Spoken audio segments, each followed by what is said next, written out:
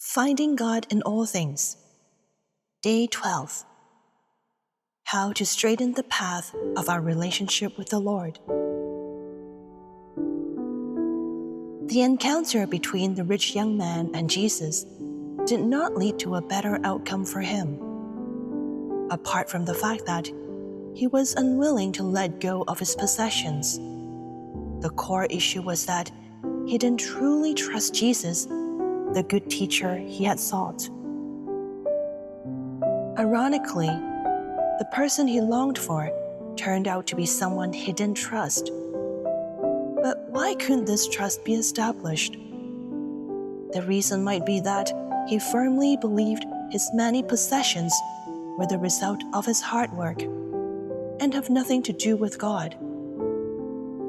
The contradictions here expose the dark side of human nature, which is selfishness, greed, and pride. Let's reflect on ourselves as Christians. Are our motives for seeking faith sometimes impure, similar to the rich young man? Do we often focus on our own interests rather than desiring a relationship with the Lord built on mutual trust, love, and a willingness to give oneself to each other? We cannot deny that these are crucial foundations for establishing a healthy and lasting relationship. To be honest, just examining our usual prayers reveals that most of the time we mainly hope for God's care, consideration, and provision for ourselves. We often pray for our needs and desires, but we have little interest in God Himself, nor do we care about His needs and feelings. No? In front of God, we just keep asking Him for this and that. Of course, we need to rely on God, but we cannot deny that this relationship also hides self-centeredness and even greed. In addition, we have not delved into the true requirements and standards Jesus has for us as Christians, so that we fail to see what we have failed to do. Instead, we may wrongly believe that God has not taken care of our needs and has not granted all our prayers. When we are dissatisfied, we are like a greedy child, very unlovable. And when God answers our prayers in other ways, we are too slow to understand and blame God for not being able to deliver. Not only are we not grateful, we also lose faith in God. We have really misunderstood this good teacher, this God who loves us so much. If we realize that we have this tendency, we need to take heart. The consequence of the above problems is that we lack awareness and gratitude for the tangible and intangible gifts in our lives. Not only are we not satisfied, we also fail to recognize that these blessings are unconditional gifts from God. Instead, we attribute them to ourselves, as if everything depends on our own ability and our own merit. And when one day God presents us with a demand, like asking us to give up everything, just as He requested the rich young man to sell all his possessions and give to the poor, it will be even harder for us to let go of all the things we think we have earned through hard work, whether it's material possessions like wealth or intangible aspects like our health. Under the influence of this kind of thinking, it is no wonder that the rich young man seemed completely unable to hear the important words that Jesus clearly told him. After selling all his possessions and giving to the poor, he would have treasures in heaven. However, the rich young man's attention was solely on losing what he considered his life's foundation, his many possessions. How could he not go away grieving?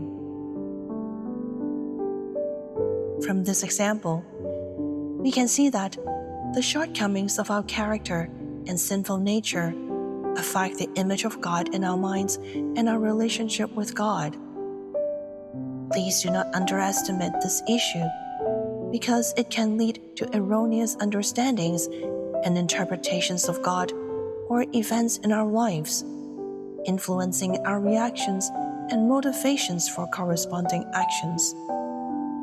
This directly impacts the outcome of situations and creates obstacles in relationships.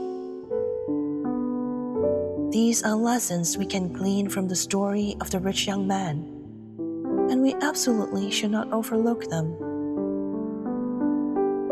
Hopefully, you will agree that this less than ideal situation ultimately has a serious impact on our willingness to put God first in our lives and make Him our ultimate love. This once again explains why we need to diligently examine ourselves every day, reflecting on our personal deviations and sinful nature to straighten the path of our relationship with the Lord.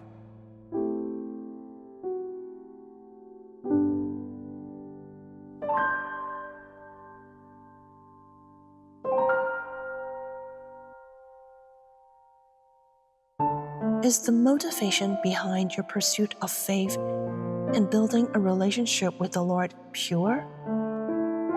Did you pay attention to God's feelings and needs? Or did you mainly focus on your own needs and expectations?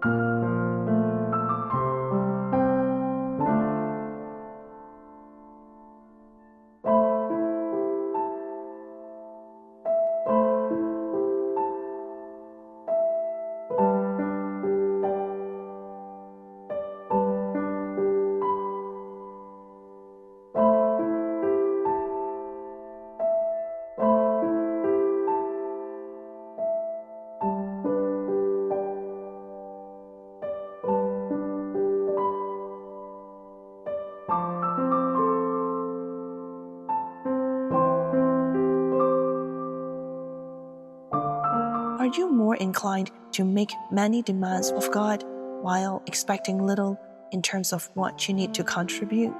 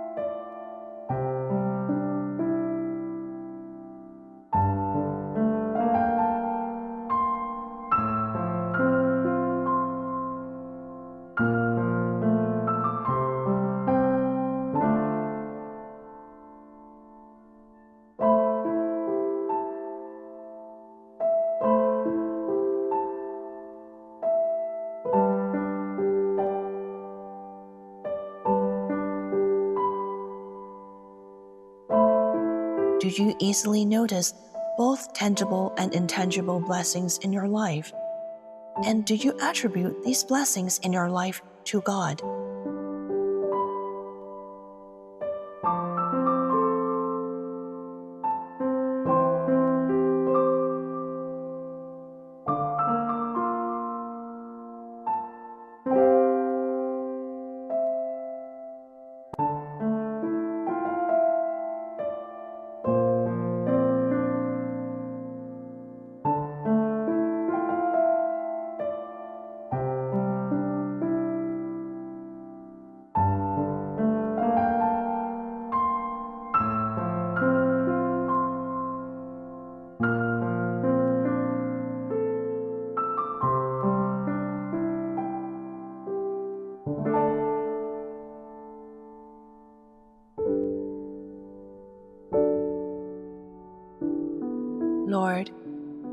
Once again, thank you for giving me an opportunity to reflect today. It has brought to my attention many blind spots in my character, actions, and in my relationship with you. It has opened my eyes and made me feel ashamed. I realize that I have not been attentive and have not taken these matters to heart. I believe that I have hurt you in the past, perhaps even pierced your heart. Lord, I apologize for my selfishness, greed, pride, and the harm I have caused you because of them. I am sorry, my beloved God. Please forgive me. Because of these blind spots, I have been unable to see and feel how good you have been to me. I pray for the grace to have a heart to examine myself daily, learn to empathize with you, and develop a sensitivity to care about your feelings and needs. Lord, I love you.